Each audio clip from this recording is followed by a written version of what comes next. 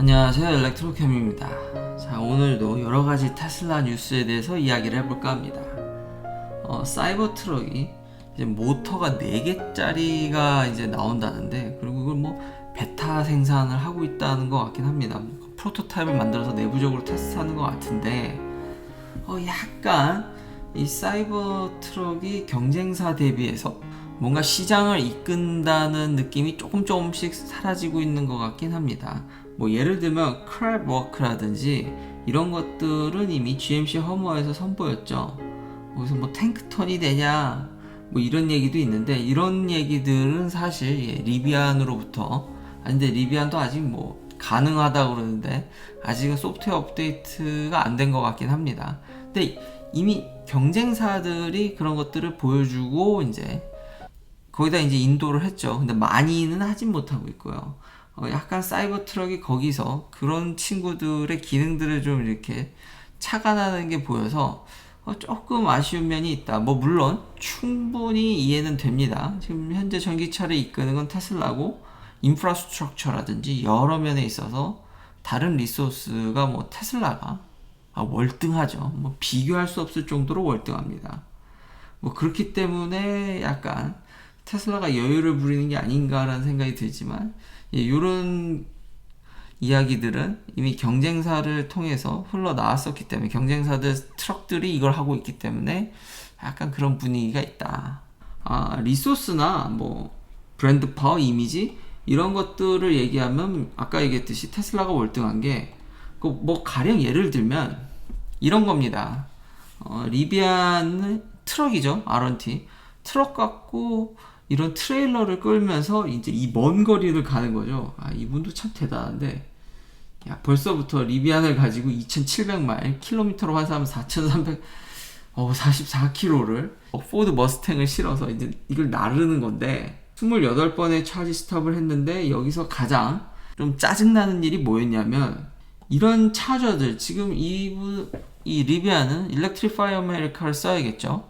그러면은 이런 큰 트레일러를 끌고 차저를 꼽기가 쉽겠습니까?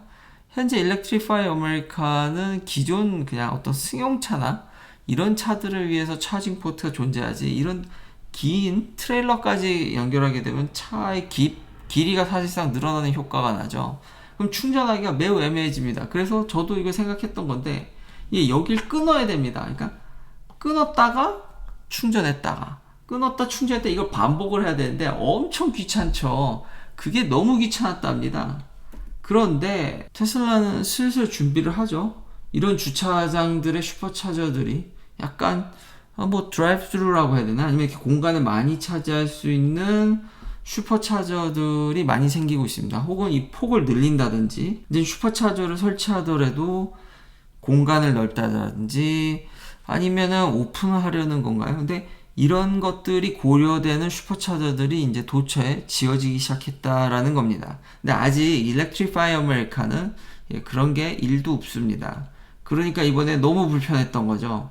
뭐 그렇게 이런 보조를 받는다라는 점, 그러니까 이런 것들이 차별점이죠. 그래도 빨리 좀 나왔으면 좋겠습니다. 뭐 브랜드 파워라든지 어제에 이어서 이런 인프라스트럭처가 아직은 비교도 안 되게 자기들이 위에 있다라는 걸 칼같이 알기 때문에 저런 스탠스를 취하는 게 아닌가.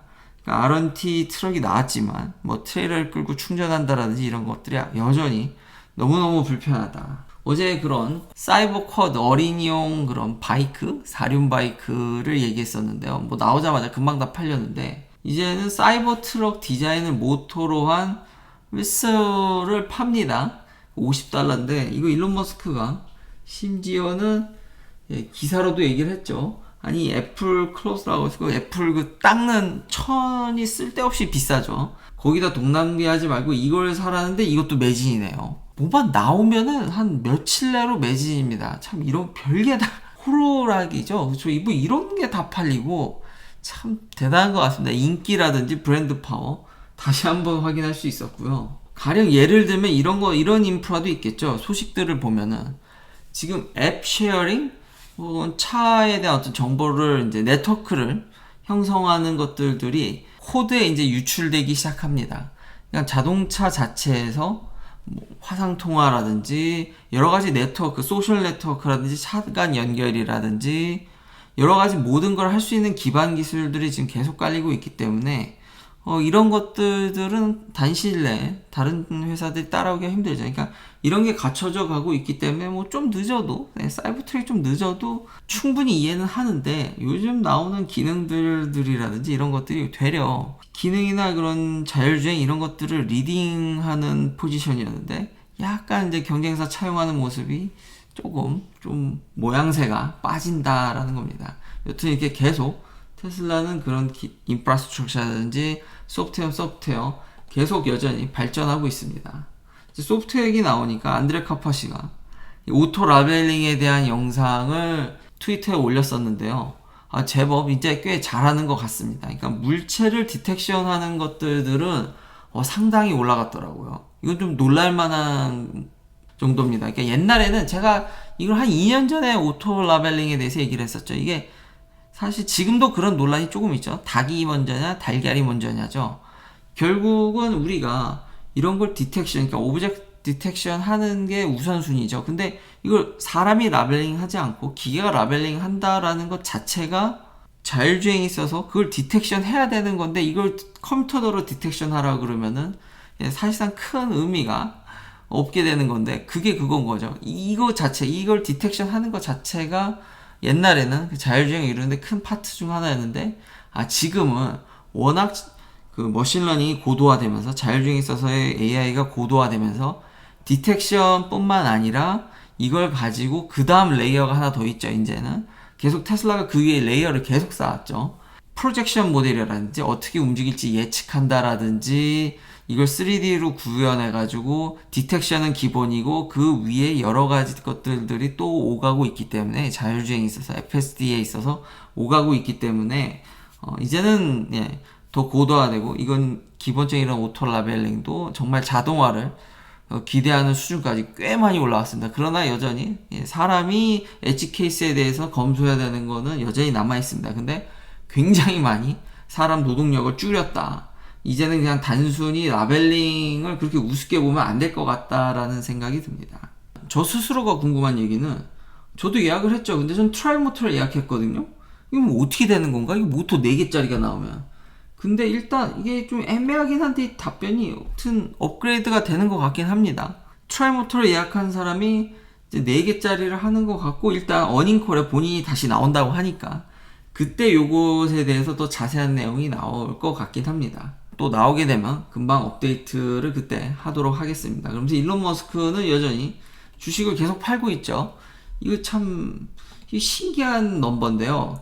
93만 주를 좀 넘는, 그래서 계속 저 동일한 넘버로 팔고 있는데, 대체적으로 $1 빌리언, 한 1조 원 좀 넘는 정도를 맞추는 것 같습니다. 물론 이제 테슬라 코드로 의미를 부여할 수도 있지만, 계산해 보면은 대략 저게 딱 지금 테슬라 가격이, 주식이 오늘 좀 많이 내렸지만 장이 좀 안 좋아서 그래도 여전히 1000불 이상을 지지해주고 있고, 그런 것들을 안정적으로 보고 계산을 해보면 저게 딱 1 빌리언이니까 시장의 영향을 축소하면서 계속 그런 식으로 팔고 있는 일론 머스크의 모습이 보이는 것 같습니다. 결국은 진짜 트위터에 나온 대로 거기까지 팔지 않을까라는 생각이 듭니다. 이쯤 되면요. 여튼 계속 팔고 있어서 트래킹도 쉽지 않고 몇 번째인지, 하지만 1조 원에 맞춰서 꾸준히 팔고 있다. 또 재미난 얘기로는 산호세에서 참 그러니까 기술의 발전이 이런 거를 이제 못 따라가는 게, 예전에 한 번 있었죠. 이제 테슬라 차량으로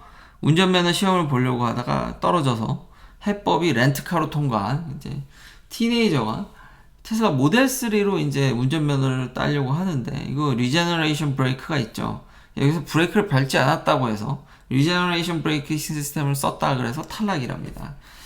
참 이해가 안 되는데, 근데 생각외로 이렇게 업데이트가 덜 되는 데도 있습니다. 그래서 여전히 계속 테슬라를 이용해서는 운전면허 시험에 떨어질 확률이 좀 있는 이런 안타까운 모습이 보여지고요. 퀀텀 컴퓨터에 대해서 물어보셔서 또 아이온큐나 이런 것들에 대해서 얘기하기 전에 마지막으로 스페이스X 얘기를 해보면, 지금 스타쉽 런치패드를 플로리다에도 짓습니다.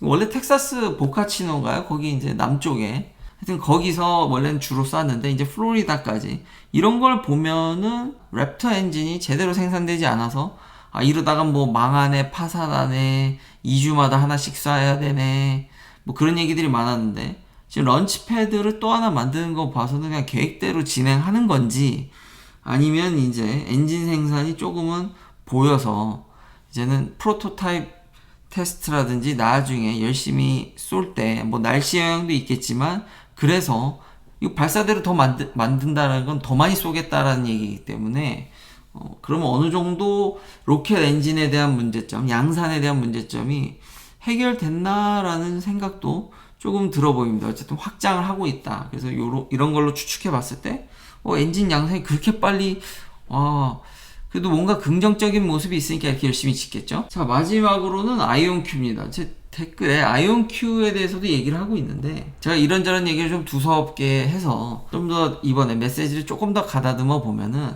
아직 솔리드 스테이트 배터리와 좀 비슷하게, 근데 이건 좀 더 빨리 올 수도 있겠다라는 생각은 제가 잘 몰라서인가요? 모르면 원래 이게 더 자신만만해지지 않습니까? 확실한 거는 여기도 아직은 더 발전해야 된다라는 거는 읽을 수는 있었습니다. 그리고 퀀텀 컴퓨터를 구현하는데 방식이 진짜 많거든요. 대부분 이제 극조온으로 넣죠. 이제 슈퍼컨덕팅 프로퍼티, 그런 물성이 나오게 해야 되기 때문에 정말 초저 아주 낮은 온도로 내려가는데 안 내려가고도 가능한 방법이 있습니다. 그리고 이 아이온큐 같은 경우는 최초로 사실 이건 주식이 거래가 되고 있죠. 그래서 관심이 많으신 것 같은데 이건 트랩 아이온을 이용한, 아이온 트랩을 이용해서 만드는 겁니다.